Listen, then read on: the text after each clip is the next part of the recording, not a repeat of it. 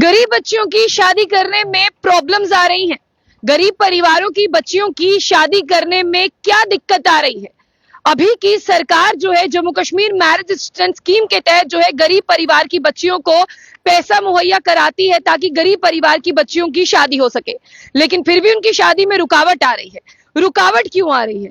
आपने देखा कि अभी हाल ही में जम्मू कश्मीर लेजिस्लेटिव असेंबली में Jammu Kashmir marriage assistance scheme का जो है वो जिक्र हुआ, जिसमें उमर अब्दुल्ला ने बजट में जो है 50,000 रुपए से उनकी राशि को 75,000 कर दिया और कहा कि जो गरीब परिवार की बच्चियां हैं उनकी शादी के लिए 50,000 रुपए से ज्यादा जो है होना चाहिए, ताकि उसे उन्होंने 75,000 कर दिया। लेकिन इस बीच एक क्राइटेरिया जो उन्होंने रखा है, वो क्राइटेरिया गरीब परिवारों की बच्चियों को पैसा नहीं मिलने दे रहा।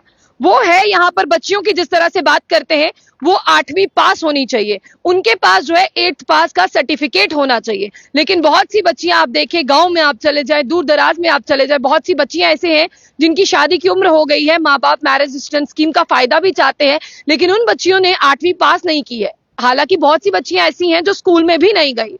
तो मैं आपको बताना चाहूंगी, यहाँ पर जो कैबिनेट मंत्री है सकीना इत्तू, जिनके पास जो है एजुकेशन डिपार्टमेंट है, हेल्थ डिपार्टमेंट है, सोशल वेलफेयर की बात करते हैं, कुछ डिपार्टमेंट्स हैं, उन्होंने साफ तौर पर यह कहा कि जल्दी ही वो इस रिक्वायरमेंट को रिमूव करने जा रहे हैं, जिसमें यह कहा गया है कि जो तालीम है वो 8वीं पास होनी चाहिए और इसे जो है हम रिमूव कर देंगे।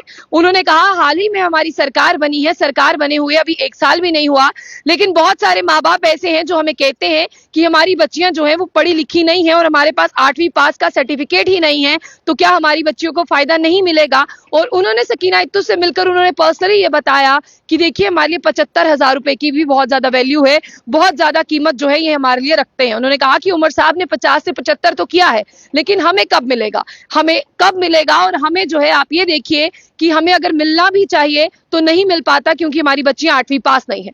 और मैं आपको यहाँ पर बता दूं कि सोशल वेलफेयर डिपार्टमेंट की बात करते हैं, उनके द्वारा ये स्कीम जो है वो तमाम उन गरीब परिवारों को दी जाती है, लेकिन उन बच्चियों को पास जो है AAY जो है राशन कार्ड होना चाहिए, यानी अंत्योदय अन्न योजना होना चाहिए। और एक बच्ची की अगर हम बात करते हैं, एक राशन कार्ड पर जो है 1 टाइम पेमेंट जो है 75,000 रुपए की जाएगी। और गवर्नमेंट ने इस ऑर्डर को पास कब किया था उसके बारे में बात करते हैं, order number 49 JK SWD of 2022।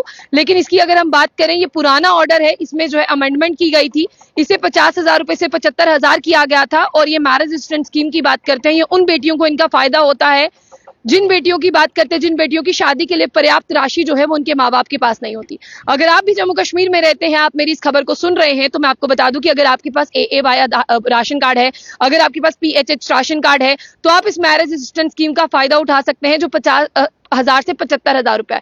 लेकिन बहुत सारे पेरेंट्स ने ये कंसर्न शो किया कि हमारी बच्चियां 8वीं पास भी नहीं है, लेकिन हम चाहते हैं इसका फायदा हमें मिले। तो सकीना इत्तू ने जो है वो जो कैबिनेट मंत्री हैं उमर अब्दुल्ला की सरकार में, उन्होंने कहा कि जल्द ही इस रिक्वायरमेंट को रिमूव किया जाएगा।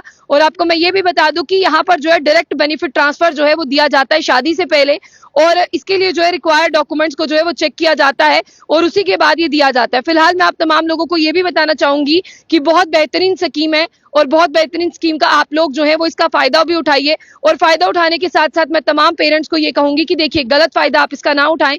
इसके साथ साथ जो यहाँ पर सकीना इत्तू जी उन्होंने कहा कि ICTC यानी integrated counselling and testing centres van भी जो है वो 64 की लागत जो है वो दी गई है, 64 लाख जो है उनके ऊपर स्पेंड किए गए हैं इंप्रूव अवेयरनेस के लिए, ताकि रिमोट एरियाज के जो लोग हैं, जिस तरह से HIV AIDS है, उनसे बच सके। और बहुत कम अवेयरनेस है, हम इसे भी फैला रहे हैं, लोग अभी टेस्ट कराने में झिझकिचाते हैं, हम चाहते हैं कि वो इन सब चीजों को दूर करें। और जल्द से जल्द उन्होंने ये भी कहा कि लोग जो है वो इसका फायदा उठाएं, चाहे वो मैरिज असिस्टेंस स्कीम हो या ICTC की बात हो। उन्होंने कहा कि लोगों में इसकी अवेयरनेस फैलाई जाएगी और तमाम लोगों को ये कहा जाएगा कि आप जल्द से जल्द जो है वो इन सारी स्कीम्स का फायदा लें। फिलहाल इतना ही। जाने से पहले जो बुलेटिन न्यूज़ को लाइक और फॉलो करना ना भूलें।